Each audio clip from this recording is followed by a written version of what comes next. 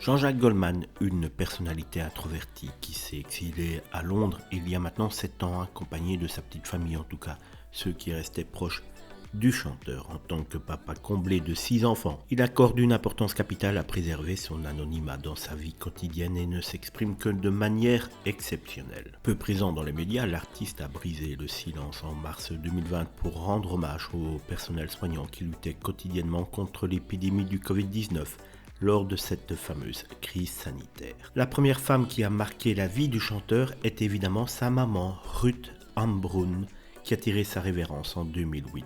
Jean-Jacques Goldman a également grandi aux côtés de sa sœur, Evelyne, d'1 an sa cadette, qui a embrassé une carrière, elle, médicale. Discret également sur sa vie amoureuse, Jean-Jacques Goldman partage actuellement sa vie avec Nathalie qui compte 28 ans de moins que lui.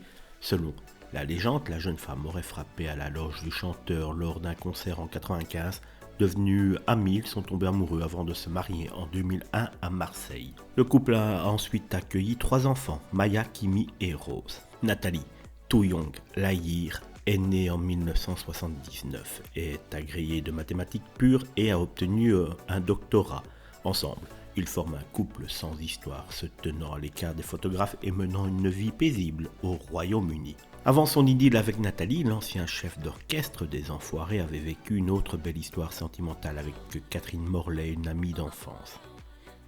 Dans les années 70, il aurait parcouru des kilomètres pour la rejoindre en Espagne où elle passait des vacances avec son compagnon de l'époque. En juillet 1975, les deux amoureux se sont donc mariés. Catherine travaillait en tant que psychologue tandis que Jean-Jacques était employé dans le magasin de sport familial. Le couple a eu 3 enfants, Caroline, Nina et un certain Michael.